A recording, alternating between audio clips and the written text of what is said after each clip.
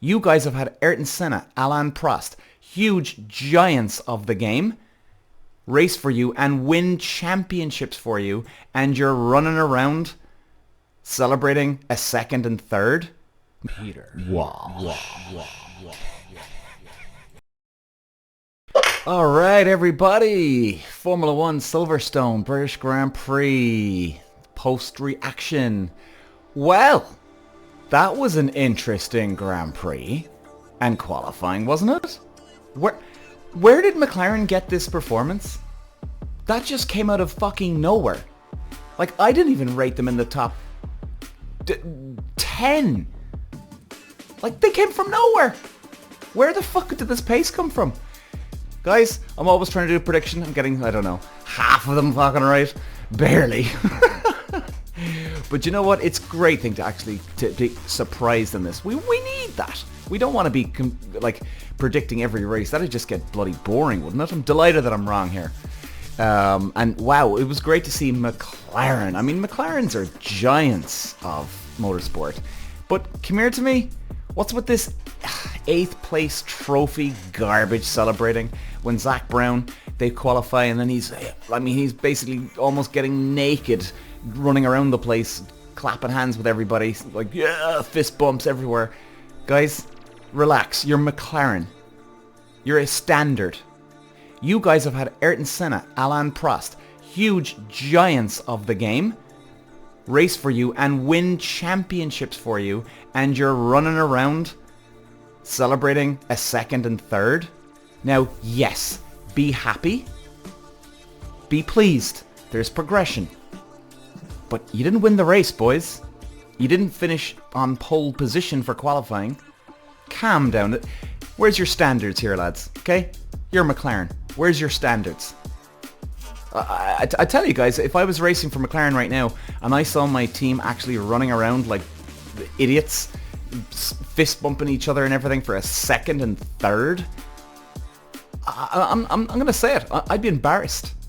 I'm not joking you. I'd be embarrassed. Like, really, lads? You're happy with this? Like, you'd swear they just won the championship. So, the reactions now, lads, way over the top. Way over the top. Definitely be happy. Definitely be pleased, because there's progression going. And it was a great result. Don't get me wrong, guys. It was a fantastic result out of nowhere for McLaren. But this whole fucking jumping around the place like they won the championship, no. They got to get their priorities right here. I'm telling you now. They've got to get their fucking priorities right. You don't go running around like that, like Barbie dolls. I was a bit disappointed, I have to say. Now, anyway, let's move this on. I don't want to be going on too much. So look, at the end of the day, it was good to see that McLaren have picked up some pace here, and hopefully this wasn't just a one-hit wonder. Obviously, their car is doing well at high-speed tracks. I mean, Silverstone is a perfect example. So I think McLaren will be quite good at Spa as well. Spa, high-speed track. I think they'll do quite well there. But look, let's just see, because everybody's going to be bringing updates. They were trying to pin down, and to be fair to Sky Sports, they were trying to, investigate, like, guys, geez, Zach Brown, the main guy, where did this pace come from? And, they did say it was upgrades, and, oh, Jesus, that was one hell of an upgrade to come from. I mean, guys, nobody predicted this from McLaren. Jesus, it was incredible. And Piastri qualified third, so you got Norris on second, Piastri third. I mean, I'm just looking at their qualifying times. Like, Verstappen was a 26.7 in qualifying yesterday, and Norris was a 26.9, so he's 2.5 tenths slower. Now, guys, that mightn't sound like a lot, but that's a hell of a lot. 2.5 tenths is lifetime in karting, Formula Ford, Formula 3, Formula 2, Formula 1. It's all the same. 2.5 tenths can be a mountain to climb. And believe you me, you come in qualifying and you qualify second, and if you say, okay, where did the guy in first finish? Oh, he's 2.5 tenths ahead of you. Believe me, you're like, I'm sorry, he's what? 2.5 tenths? Holy shit. So it's a big jump, guys. It really is. I mean, it just shows you the dominance Verstappen and Red Bull have at the moment. It's incredible.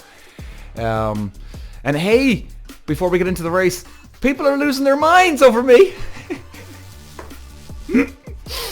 People are losing their minds over my comments the other day about Perez getting slowed down by Red Bull. I'm sticking to the case here, guys. I'm not lying to you. I'm not trying to wind anybody up. I am literally speaking from the truth. They are slowing Perez down. Okay? They're slowing him down. He had a second and a third in Austria. All of a sudden, he's nowhere again in Silverstone. Like, even in the race, where did he finish now? Let's just double check. He finished in 6th. I mean, guys, he was way off.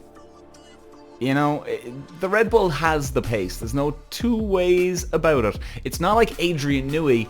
Oh, gee, I can get this car really well, Verstappen's car, but what am I going to do with the other one? Do you know what I mean, guys?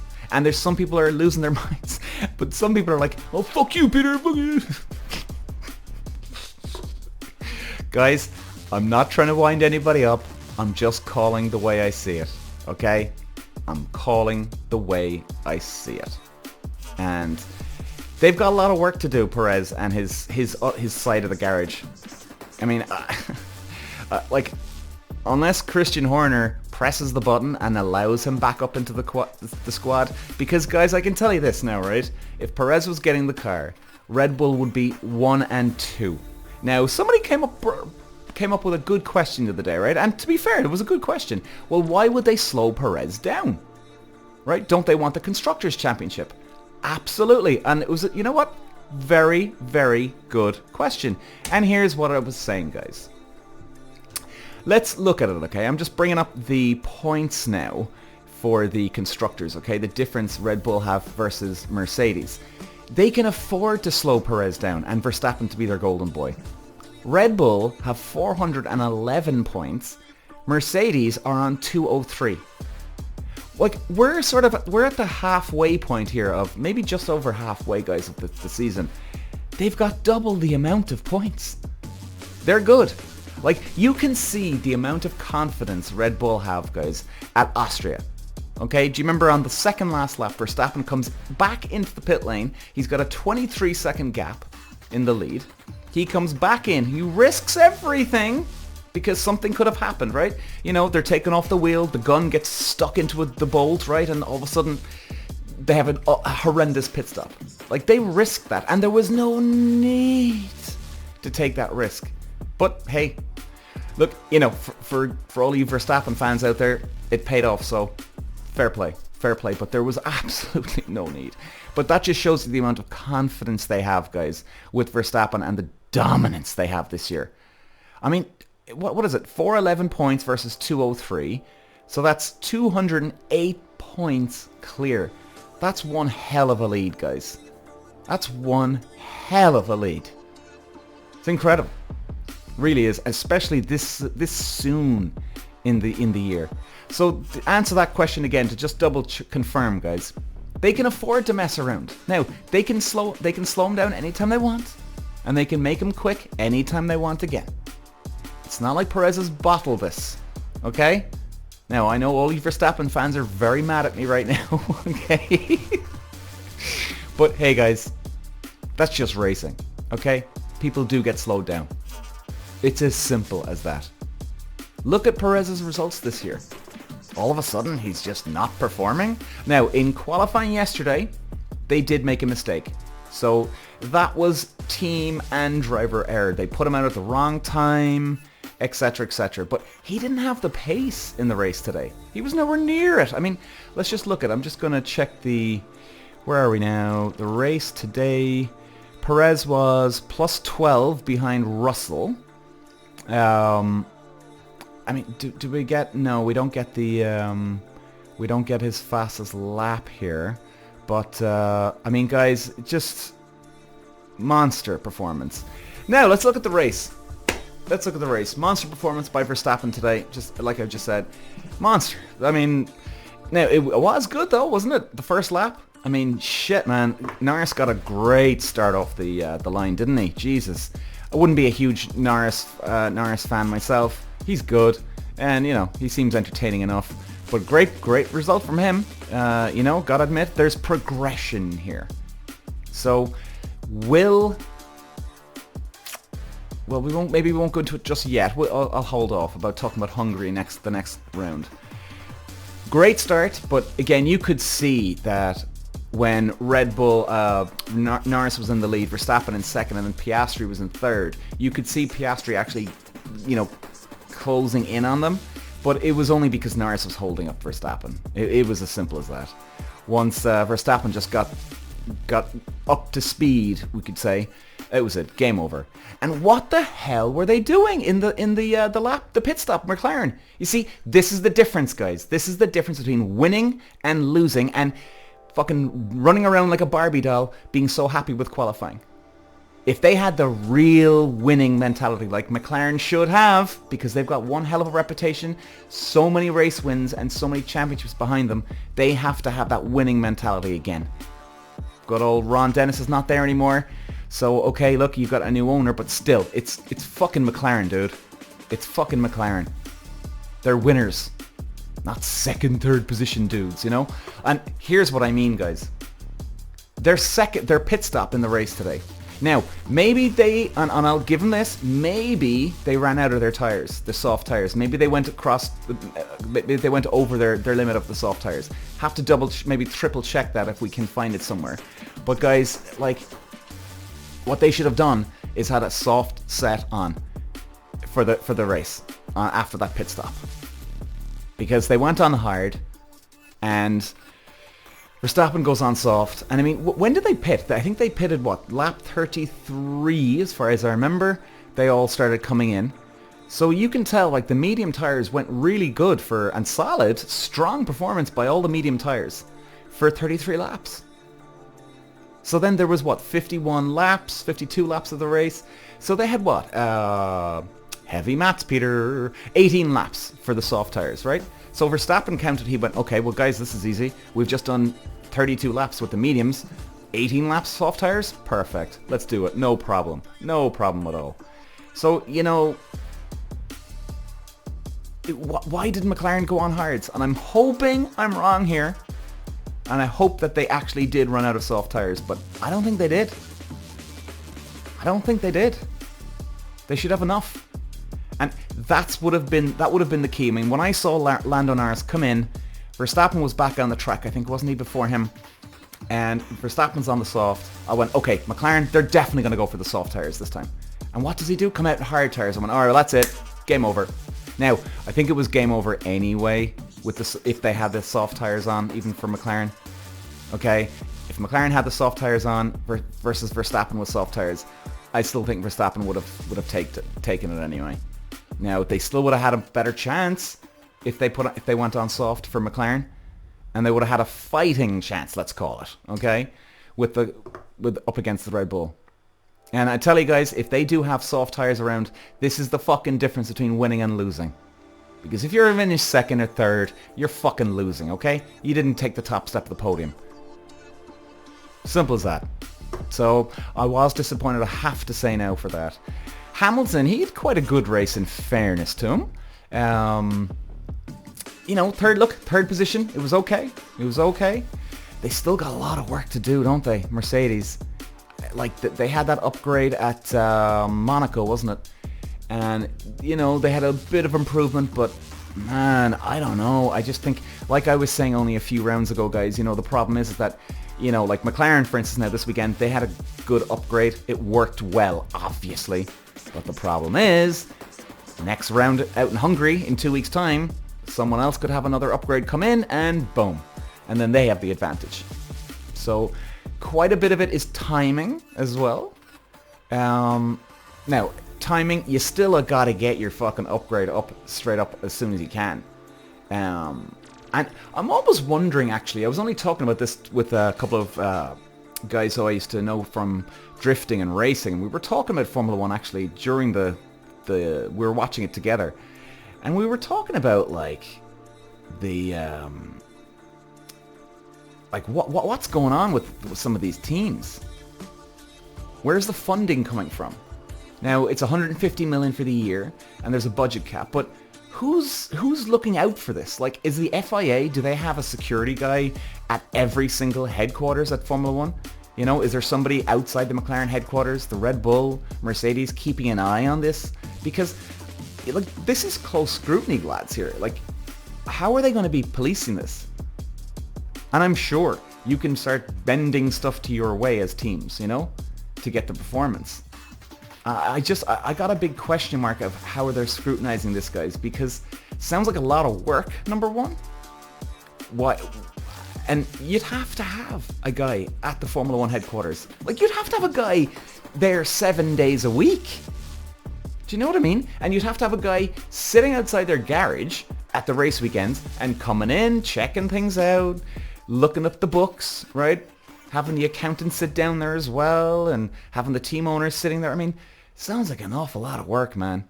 Now, it's obviously not doing a Mercedes favor. They can't just throw money at the problem anymore.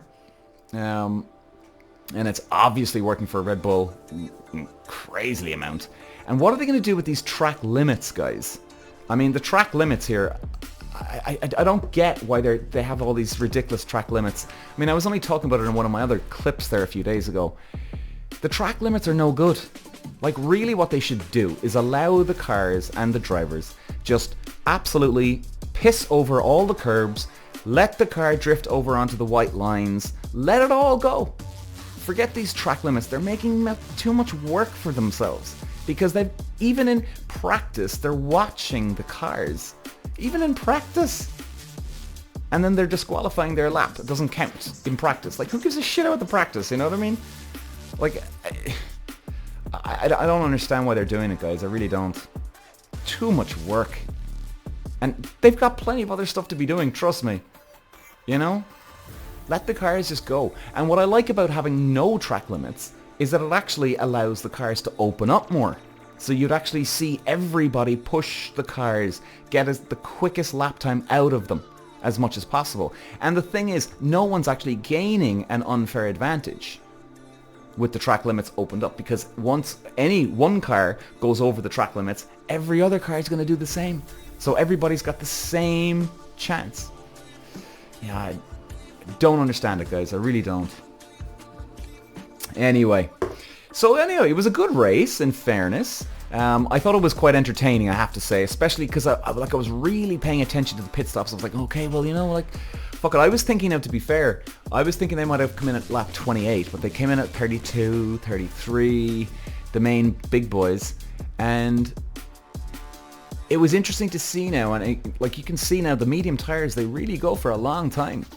And even the soft tires, I mean, Verstappen, he comes out with the fastest lap again, so he rakes in the 25 points for the win plus the fastest lap, so he walks away with 26.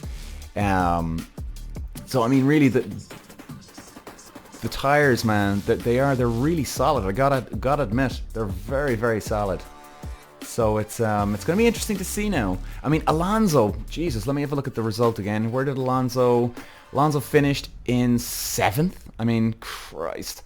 You see, this is what I'm on about, guys. You know, like, I was even only saying this to you there a few weeks ago, that yes, they had a great balance in the car, and they still do, but their car suits slower speed tracks like Monaco.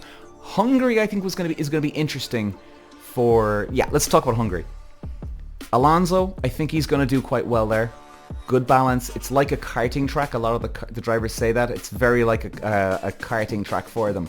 So there's not huge high-speed parts of the track.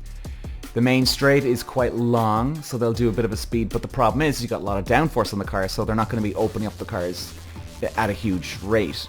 So Hungary is very, very much getting as much mechanical grip as possible with aerodynamic grip.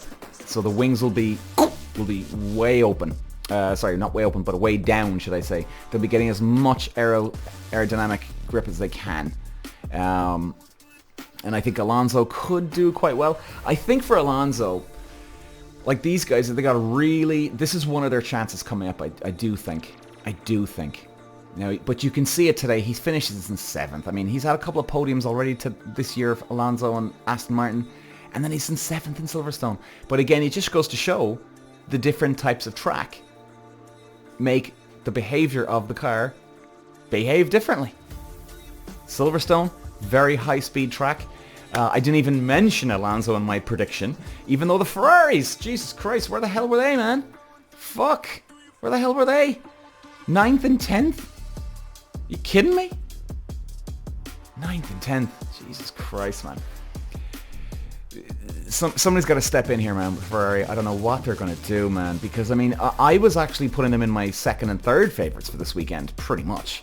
Because they had a win last year. They had some upgrades that they had just a few weeks ago to suit high-speed tracks. So I genuinely thought that they'd have some result at least, to be on the fucking podium or something, but 9th or 10th, guys, they got to really go back to the drawing board here and sort out what's going on, because this isn't acceptable for Ferrari. It's just not, like, Jesus.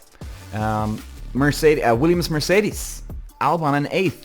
Now, I wouldn't pay too much attention to the practice, guys, even though he was up in, second, I think, was he? Did he even lead one of the practice sessions, I think? He may have.